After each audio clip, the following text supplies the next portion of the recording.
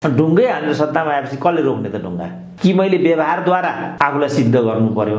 हामीले यो दिनको लागि र यो क्षणको लागि तिमीहरूसँग ढुङ्गामुढा गरेका थियौँ कि यो भन्नु पर्यो? गगन थापाले ढुङ्गा हानिरहेको तस्बिरलाई अहिले पनि भाइरल बनाउँछन् त। गगन थापाले चाहिँ जे गर्दा नि हुने, अनि अर्को मङ्गल थापाले चाहिँ के पनि गर्नु नहुने। त्यो यो गलत छ, यो सही, त्यो गलत छ भन्ने मेरो तर्क होइन। हामीले यस्तो खालको कुरालाई पचाइआएका छौँ। यसलाई हामीले हिजो एउटा परिस्थितिजन्य कुरा थियो, अब हामी यो गर्दैनौँ, अब हामीले एउटा संस्कार बसाउँछौँ, अब हामी पद्धतिमा जान्छौँ। किनभने हिजो चाहिँ निरङ्कुश प्रणाली थियो, आज हामीलाई डेमोक्रेसी आइसकेको छ। कसैले पनि उपेक्षित हुनु पर्दैन, रोग ब्याधबाट कोही पनि मर्दैन, रोजगारीबाट कोही पनि वञ्चित हुनु पर्दैन। कोही बेरोजगार भयो भने राज्यले उनीहरूलाई हेर्छ भनेको छैन नि त। त्यसपछि मान्छेमा कुण्ठा छ, मान्छेमा आक्रोश छ, मान्छेमा विद्वेष छ, मान्छेमा घृणा छ। त्यसको अभिव्यक्ति त्यहाँ आइराखेको छ। मानिसमा असन्तुष्टि छ, मानिसहरू बेरोजगार छन्, मानिसहरू असजिलोमा छन्, मानिसहरू अप्ठ्यारोमा छन्। र मानिसलाई के लागिरहेको छ भने राज्य पक्षका चिज वस्तु विषय चाहिँ सुरक्षित छन्, संरक्षित छन्, प्रवर्धित छन्। मेरा संस्कार संस्कृति मूल्य मान्यताहरू चाहिँ उपेक्षित छन्। म माथि चाहिँ दमन छ, म माथि न्याय छैन, मेरा मूल्य मान्यताहरू चाहिँ सदाकाल उपेक्षा गरी आइएको छ भन्ने मनोविज्ञानबाट चाहिँ ऊ चाहिँ गाइडेड भइराखेको छ। त्यो मनोविज्ञान चाहिँ यसको जड हो। हामीले त्यो जडमा जानुपर्छ र त्यो जडमा गइसकेपछि मात्रै हामीले यस्ता घटनाहरूलाई रोक्न सक्छौँ। होइन भने खालि यिनीहरू चाहिँ घुसपैठ हुन्, यिनीहरू साम्प्रदायिक तत्त्व हुन्, यिनीहरू फलानु मुखै छोडेर भन्छन् नि नेपालीहरू एकअर्कामा यति साह्रो गाली गरेको मैले योभन्दा पहिला सुनेको थिइनँ। राजनीतिक रूपमा नै मानिसहरू प्रतिकार गर्थे।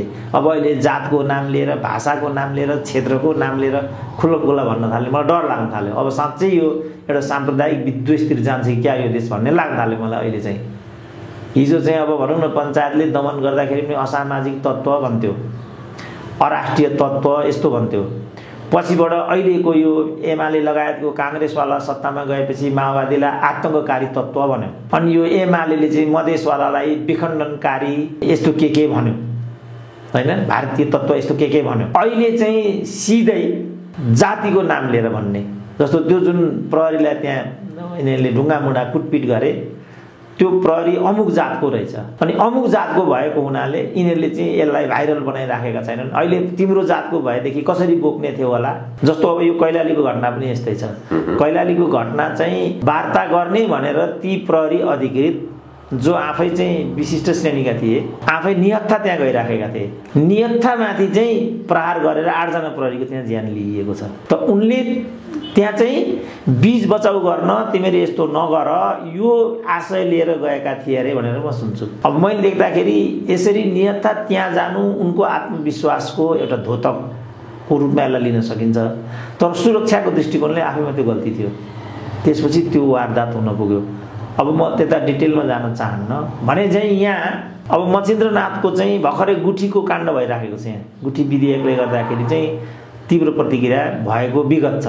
त्यो 1 वर्ष पनि भइराखेको स्थिति छैन। अब यो चाहिँ स्थानीय समुदायको परम्परागत गहिरो एउटा प्रभाव रहिआएको पर्व हो। अब यो पर्व त सरकारवाला त्यहाँ होला, गुठी होला, अरू समूहहरू होला। ल यसमा अहिले राज्यको चाहिँ यो निषेधित छ। अब यो चाहिँ रथ तान्ने भनिरहेछन्, त्यो रथ चाहिँ सडकमा बनिरहेको थियो होला। सिधै माइकिङ गरेर तपाईँहरूले चाहिँ यो रथ तान्न पाउनुहुन्न, अहिले चाहिँ निषेधाज्ञा छ, तपाईँहरूले यसलाई उल्लङ्घन गर्न सक्नुहुन्न, यो माइकिङ गर्ने। त्यसपछि सरकारवालालाई चाहिँ बैठकमा बोलाएर तपाईँहरूले यो हाम्रो अहिले चाहिँ प्रशासनिक व्यवस्थापन यो छ, तपाईँहरूले यो गर्नुहुन्थ्यो, कानुनको उल्लङ्घन हुन्छ, अप्रिय स्थिति आउन जान्छ, त्यसकारण तपाईँहरूले यो सीमाभित्र रहेर यो गर्नुपर्छ भन्ने किन सहमति नगरेको उनीहरूले? प्रशासनलाई यिनीहरूले राजनीतिकरण गरे, प्रहरीलाई यिनीहरूले राजनीतिकरण गरे, जातिपाती आधारमा मानिसहरू चाहिँ पोस्टिङ गर्छन्। जात मिलायो भनेदेखि 10 कुन उसलाई माफ हुन्छ, भ्रष्टाचार पनि लाग्दैन उसलाई। मिलाएन भनेदेखि फेरि कुनै पनि क्षमा उसले पाउँदैन, जागिर जाने खतरा पनि त्यतिकै हुन्छ। अब पुरस्कृत हुने भन्ने कुरा त छँदै छैन। त काखा पाखा हुने बित्तिकै त प्रशासनिक संयन्त्रहरू स्वचालित हुँदैनन्। प्रशासनिक संयन्त्रहरू स्वचालित नहुने बित्तिकै उसले नियम कानुन हेक्का राख्दैन। स्वास्थ्य कर्मीहरूको घर हेर्न गइराखेका छन्। टोल सुधार समितिको अध्यक्ष भनिरहेछ अब पाता फर्काएर म कारबाही गर्छु भन्छन् चाहिँ सिटिओले। पाता फर्काएर कारबाही गर्छु भने सार्वजनिक गर्दै हिँड्ने कुरा हो, कारबाही गर्ने कुरा हो यो त। स्वास्थ्य कर्मीहरूलाई नै हामीले चाहिँ घर घेरेर सामाजिक बहिष्कार गर्ने भने कसले ट्रिटमेन्ट गर्छ त? भोलि हामीलाई अब तपाईँ सुरक्षाकर्मी भए ठाउँमा आउनुहोस्, सुरक्षाकर्मीमाथि नै तपाईँ ढुङ्गामुढा गर्ने हो भने तपाईँको सुरक्षा कसले गर्छ त? तपाईँ सेनालाई नै लखेट्ने हो भने तपाईँको देश कसले रक्षा गर्छ त?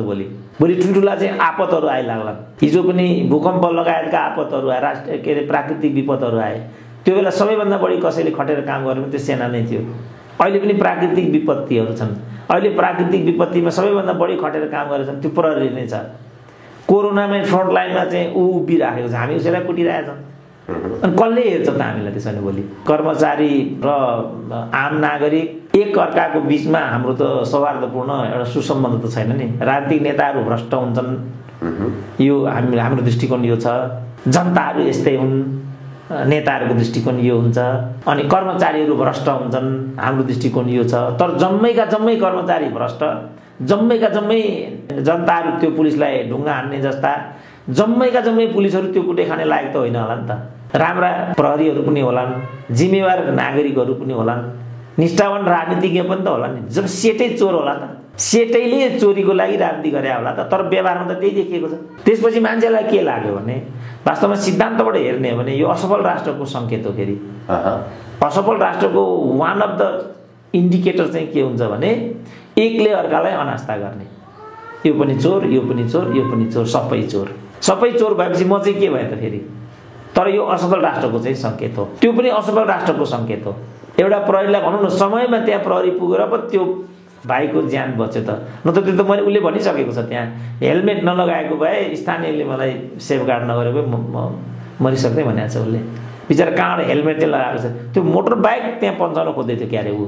त्यो क्रममा उसले हेलमेट लगाइराखेको छ, त्यसले गर्दा ऊ चान्स बचिराखेको छ। हामी देखिरहेछौँ, लाइभ छ त्यो त। उसले सरेन्डर गरेको छ, मेरो जीवन गयो भनेर उसलाई उतार्नु गरिरहेछौँ, देखिरहेछौँ हामी, लाइभ त हेरिरहेछौँ।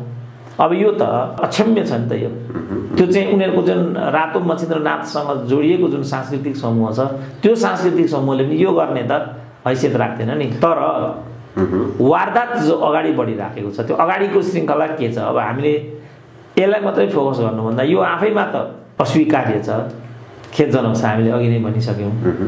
तर प्रतिक्रियात्मक रूपमा उनीहरूले त्यो गरिराखेका छन्। यी सबै चोर त हुन्, नि भ्रष्टहरू हुन्।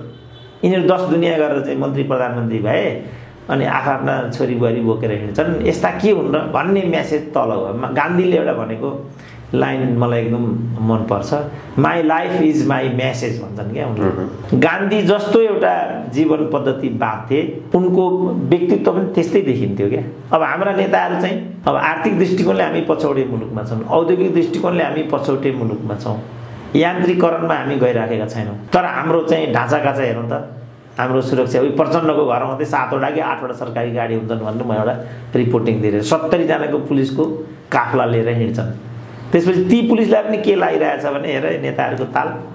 हिजो सर्वहाराको वर्ग भनेर पुलिस सेनालाई मारिकन चाहिँ यो ठाउँमा आए, यो त राजाको भन्दा नि गएको तालस भन्दैन त्यो पुलिसले।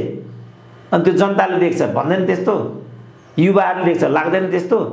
अनि युवाले पनि त्यही बाटोले ए यो पो रहेछ कमरेड। किनभने प्रचण्ड भनेको त एउटा आदर्श हो, ओली भनेको त एउटा आदर्श हो, शेरबहादुर भनेको त एउटा आदर्श हो। अब शेरबहादुरले गान्धीले भने जस्तो माई लाइफ माई मेसेज भने जस्तो लाइफ चाहिँ शेरबहादुरको छ, नेवीसँगका केटाहरूको त्यही छ। जस्तो प्रचण्डको छ, अखिलका केटाको, वाइसेलका केटाहरूको फेरि त्यही छ। तीबाट सिकिरहेछन्। हिजो राज परिवारका अधिराज कुमारहरू जस्तो गरेर हिँड्थे, मण्डलीहरू त्यस्तै हुन्थे नि, हाहु गर्ने, डाङडुङ गर्ने, टुपी ठाडो पार्ने, मुन्द्रो लगाउने, मान्छे कुर्तै हिँड्ने, यही गर्थे होइन।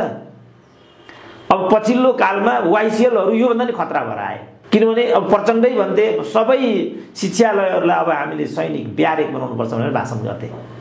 अब सैनिक ब्यारेक बनाउने के भनेको के हो त यसरी होइन, हामीले जिम्मेवार हुनुपर्छ। जस्तो बिपी कोइराला त्यो बेला के भन्थे भने शिक्षण संस्थाहरू बाहुबल गर्ने प्रदर्शनी स्थल होइनन् भन्थे बिपी कोइरालाले। अब त्यही ठाउँमा प्रचण्डले के भने शिक्षालयहरूलाई सैनिक ब्यारेक बनाऊ। अब बाहुबल नबनाऊ भनेपछि नेवीसँग अलिक कुटपिटमा अलिक तर्किने पन्छिने भए। त्यति बेर अखिलहरू कुटपिट गर्ने हुन्थे। त्यही कुरा चाहिँ क्रान्तिकारी र वाइसिएलमा आउँदाखेरि त किडन्यापै गर्ने ठाउँमा आइपुग्यो त यो कहाँबाट आयो त भन्दा माथिबाट आयो नि त यो। अब राजनीति बिग्रियो, राजनीति अब प्रहरीको आइजी कसरी चाहिँ सर्वबढुवा हुन्छ त यो गरिसकेपछि मात्रै उसको फुली बढ्छ। त यही गर्नुपर्छ भन्ने चाहिँ उसको चेतना छ। अब किन यो गरिन भने म पछि पर्छु भन्ने छ। अब कर्मचारीमा यही छ। अब महिनै विषय चाहिँ भनौँ न, स्वास्थ्य विभागको मात्रै हामी कुरा गरौँ न, ल यो 6 महिनाको मात्रै हामी हिसाब गरौँ त। स्वास्थ्य विभागका कति कर्मचारीहरू सर्व भए, सचिवको सर्व भयो, डाइरेक्टरको सर्व भयो, प्रवक्ताको सर्व भयो, कोरोना विज्ञ रहेछन् एउटा भाइरोलोजिस्ट, उनको पनि सर्व भयो कि भएन? किन सर्व भयो त यिनीहरूको? कि नराम्रो काम गरेको भए उनीहरू दण्डित हुनु पर्यो, राम्रो काम गरेको त पुरस्कृत हुनु पर्यो नि। तर यहाँ दण्ड र पुरस्कारको व्यवस्था छैन। यहाँ मेरो हुनुपर्छ, कुरा बाँकी सिद्धियो। जो पुलिसले त्यहाँ कुटै खाइरहेको छ त्यसलाई 2टा फुली दिनुपर्छ। त्यो जवान हो, एकैचोटि असह्य बनाउनुपर्छ उसलाई। त्यसपछि मात्रै अरू पुलिसहरूको लागि एउटा बलिदानको भावना आउँछ नि। त्यसपछि मात्रै कर्तव्यनिष्ठताको कुरा आउँछ नि त। कुटे खाएकै हुने हो भने भोलि उसलाई मानसिक असर पर्छ। उसलाई कहाँ सर्व गरेर कहाँ अझ लखेट्छ नला, किनभने राजनीति हाबी हुन्छ अब यहाँ। त यो जुन विधि हामीले चाहिँ अभ्यासमा ल्यायौँ त्यसका बाई प्रोडक्टहरू हुन् यी सबै परिघटनाहरू। त्यस कारण हामीले यी घटनाहरूलाई दुत्कार्ने होइन कि यी घटनाहरूबाट पाठ लिने। किन यो भयो भनेर जाने। किनभने यो हकमा चाहिँ मैले राम्रोसँग बुझिरहेको छैन, तर यिनी ट्राफिक नियन्त्रणमा छन्। घटना चाहिँ मच्छेन्द्रनाथ समूह र प्रहरीको बीचको घटना छ। वारदात यतातिर छ, मारमा चाहिँ ट्राफिकले खाइराखेको छ। ट्राफिक त यो विषय ट्राफिक व्यवस्थापनको निकाय हो नि। ट्राफिक व्यवस्थापन हो, ट्राफिक भनेको त त्यो काम गर्ने हो नि त। यो त दङ्गा नियन्त्रणसँग सम्बन्धित छ। दङ्गा भर्सेस रातो मच्छेन्द्रनाथ समूहको द्वन्द्व छ, कुटै चाहिँ ट्राफिकले खाइराखेको छ भनेपछि उनीहरूलाई चाहिँ उनीहरूको मनमा आक्रोश छ। एउटा वर्दी लगाएको प्रहरी देखे यसलाई पनि हान भने हानिहाले। त यो त के भने मबको क्यारेक्टर हो। यो मबले जहिले पनि यस्तो गर्छ। हाम्रो नेपालको मब चाहिँ इन्डियाको, पाकिस्तानको, बङ्गलादेशको मब भन्दा अलिकति संयमित मब छ। त्यति साह्रो हिंसैमा उत्रिँदैन हाम्रो। तर यस्तो किसिमको संस्कारलाई हामीले चाहिँ नियन्त्रण नगर्ने भने बिस्तारै यो हिंस्रक भएर जान सक्छ। जुन कैलालीको मैले कुरा गरेँ नि, कुनै न कुनै रूपमा माओवादी हिस्सा पनि त्यहाँ छ भन्ने छ। कुन माओवादी छ भन्न सकिँदैन। अथवा घुसपैठ हो कि अघि भाइले घुसपैठ भनेको छ नि, त्यति बेला गृहमन्त्रीले यो घुसपैठबाट भएको भनिराखेको छ। के हो त ठ्याक्कै? अब किनभने त्यो के हो त ठ्याक्कै पनि हामी सार्वजनिक गर्दैनौँ। किनभने त्यसलाई पनि मोलतोलको रूपमा राजनीतिक चिप्स बनाउँछौँ। आफ्नो हो भने त्यसलाई बचाएर लैजाने, कसैलाई चाहिँ ठिक लाउनु पर्ने छ भने त्यसलाई अलिकति पेचिदो बनाएर ल्याउने। त्यसपछि एउटा दण्ड संहिताको एउटा परिपाटी पनि समृद्ध हुँदैन। हिजैदेखि हाम्रो भनौँ न, अब जङ्गबहादुरकै पालादेखि, त्योभन्दा पनि अगाडिदेखि जो न्याय विकासिनी मुलुकी ऐनको रूपमा थियो त्यो आयो। त्यसपछि जुन चाहिँ धार्मिक दण्डविधानको आधारमा दण्डविधानहरू हामीले बनायौँ, जातको आधारमा त्यहाँ दण्डित गर्ने कुरा आयो। त्यही अपराध गर्यो भने बाहुनलाई एउटा दण्ड भइराखेको छ, क्षेत्रीलाई अर्को दण्ड भइराखेको छ, जनजातिलाई तेस्रो दण्ड भइरहेको छ, दलित हो भनेदेखि कानमा चाहिँ मर्तिल तताएर खनाइदिएको छ। अब एउटै अपराधमा एउटै देशको नागरिकले बेग्ला बेग्लै दण्ड सजाय पाउने भनेपछि त मान्छेमा त एउटा विद्वेषको भावना आउने भयो नि त।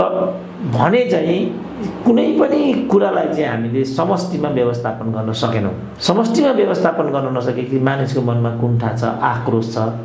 जो यो झन्डावालाको पनि हामीले अस्ति कुरा गऱ्यौँ नि, मेरो मनमा कुण्ठा थियो अनि मैले यो झन्डा जलाएको भनेको छ। त्यसले चाहिँ अब आङ्काजीहरूले के भनेको छ नि, यो हिन्दू धर्मको प्रतीक भएको हुनाले हाम्रो यसमा सहमति छैन, हामी चाहिँ यसको पक्षमा छैनौँ, जलाएर ठिक गरिराखेको छ। अर्को पक्ष के भनेको छ, जलाएर राष्ट्रिय अपराध गरिराखेको छ, हदैसम्मको दण्ड हुनुपर्छ, होइन भने हामी कारबाही गर्छौँ। यहाँ पनि के भनिरहेछ, ललितपुरको मेयरलाई चाहिँ कारबाही नगर्ने अथवा यसको जिम्मेवारी उनले नलिने भने मै गएर काट्छु भनिरहेछ एउटाले।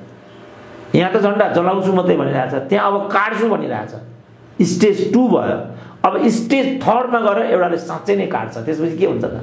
त्यस कारणले अब म के भन्छु यही विषयलाई भन्दाखेरि, जो मैले क्रोनोलोजी भने झन्डा जलाउनेको, आङ्काजीको, नम्बर 3मा म के भन्छु भनेदेखि यस्तै कुरा व्यवस्थापन गर्नको लागि हिजो जनयुद्ध भयो, जनआन्दोलन भयो, मधेस आन्दोलन भयो, जनजाति आन्दोलन भयो, अनि संविधान सभा बस्यो बन्यो।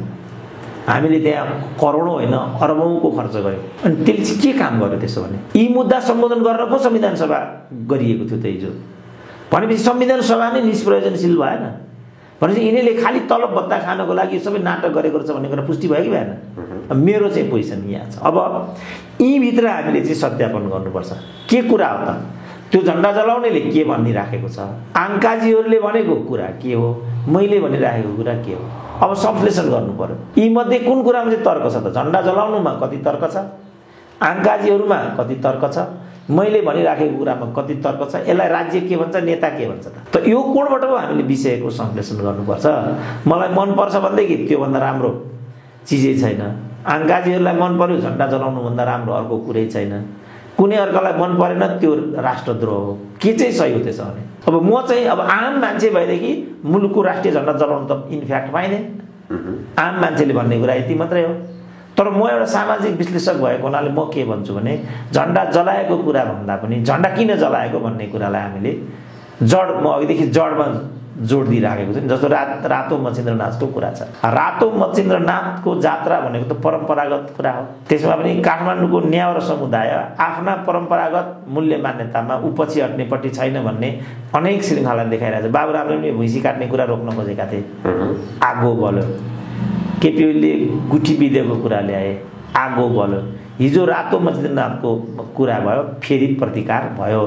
यसबाट हामीले शिक्षा लिनुपर्छ किन नेवार समुदाय यो ठाउँमा उभिराखेको छ। यसलाई त हामीले बुझ्नु पर्यो नि त। उनीहरू यस्तो कुरामा कम्प्रोमाइज गर्नेपट्टि रहेनछन् भन्ने देखियो। अब यसमा केही समसामयिक सुधार ल्याउनु पर्ने छ। यसमा कतिपय सारा गाह्रा अप्ठ्यारा विषयहरू छन् भने अथवा निषेधाज्ञाकै सन्दर्भमा पनि यसलाई हामीले नियन्त्रणकारी हिसाबले हेरिराखेका छौँ भने राज्यको तर्फबाट सरकारहरूसँग बसेर चाहिँ छलफल गर्नु पर्यो। र हाम्रो अहिलेको नीति यो छ, तपाईँहरू भरसक यो नगरिदिनुहोस्।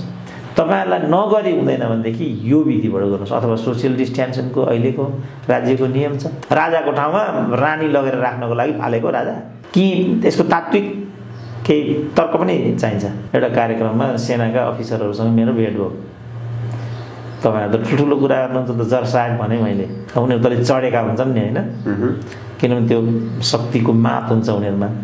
नेता जस्तै त हो त्यो पनि।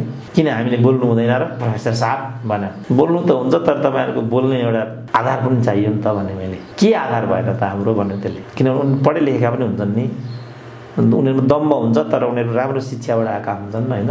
तपाईँ यति त भनिदिनुहोस्, यो माओवादी भन्ने चाहिँ इन्डियाले नेपालको विरुद्धमा भ्याउसो भिराइदिएको एउटा तर्क छ होइन? हामीले आफ्नै खुट्टामा उभिएर पहिलोचोटि गरिएको जनयुद्ध हो भन्छ माओवादी। सेनालाई यसलाई व्यवस्थापन त तपाईँले गर्न सक्नु भएन। तर यति त तपाईँ भनिदिनुहोस् वास्तवमा यसमा सत्य के हो भनेर मैले सोद्धाखेरि त्यो जर्नलले के भन्यो भने यो इन्डियाले नै यो पूर्ण रूपमा बनाइदिएको भन्ने कुरा सत्य होइन भने। अब पछि हेर्नुहोस् के कुरा सिद्ध भयो त भन्दा जस्तो विवेक शाहको किताबकै कुरा गरौँ। यो इन्टायरली चाहिँ इन्डियाले भिराइदिएको भ्याउसो भन्ने कुरा त्यो किताबले भनिराखेको छ, जो चाहिँ राजाका सैनिक अङ्गरक्षक हुन्, सैनिक सचिव हुन्।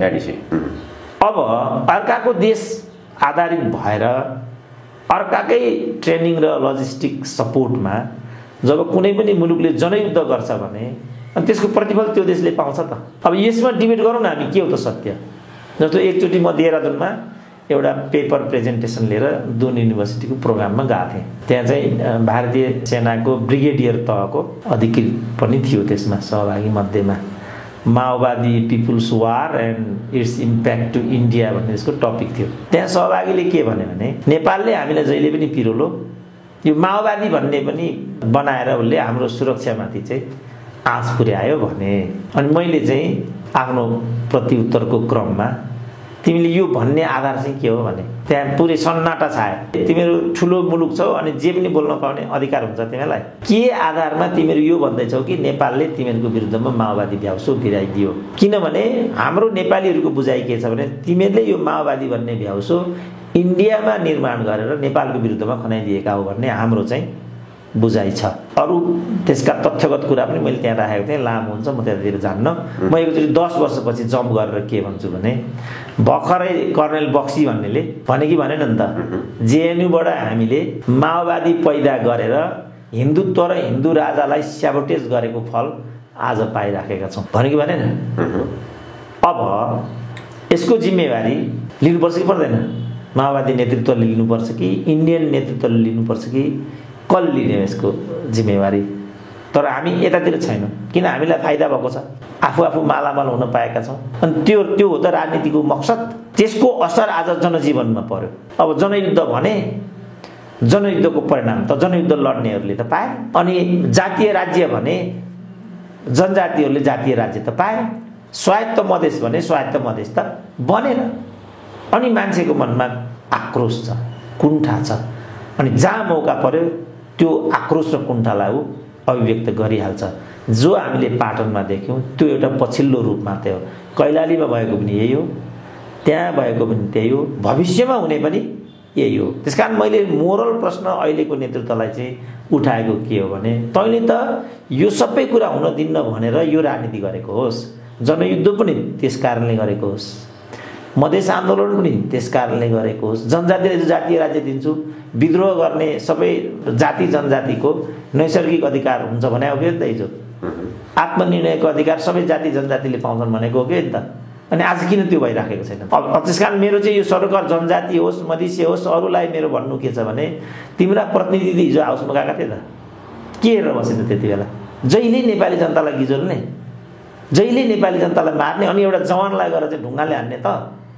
जवानको चाहिँ बाँच्ने अधिकार छैन, तेरो त सांस्कृतिक अधिकारको ग्यारेन्टी तँलाई त चाहियो। त्यसो भने त्यो एउटा निरीह गरिबको छोरो बिचरा, जवान भनेको पिउन न हो, पिउनको जागिर पनि खान नपर्ने गरिबको छोराछोरीले, र उसैलाई ढुङ्गाले हान्ने हो। यो प्रश्न चाहिँ मेरो तर्फबाट प्रस्तावित छ जनसमक्ष। बाँकी त के भने कुनै पनि घटना हठात घटिराखेको हुँदैन। सामाजिक अन्तर्विरोध र जन्जालहरूको प्रतिक्रियाको रूपमा ती विषयहरू आइराखेका हुन्छन्। जबसम्म सामाजिक अन्तर्विरोध र समस्याहरूलाई हामीले ठिक दिशा दिँदैनौँ तबसम्म यस्ता कुराहरू भइ नै रहन्छन्। एउटा सोसियल साइन्टिस्टको हिसाबले चाहिँ म त्यो आफ्नो पक्ष राख्छु। अब प्राविधिक यो कसरी भयो होला, किन भयो होला, कसलाई के हुन्छ होला भन्ने कुरा त मामुली कुरा हो, त्यो जसले पनि भन्न सक्छ र ती उत्तरहरू बजारभरि नै देखिन्छन्।